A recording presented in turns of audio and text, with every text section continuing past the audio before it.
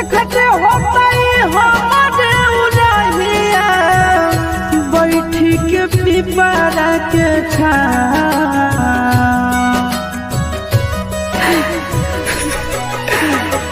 देखते होता हमारे उड़ाहिया बैठी के पिपरा के रुक रुक रुक अरे टरेनिया रुक रुक रुक रे टरेनिया ले ले चल जनुआ के गाँव रुक रुक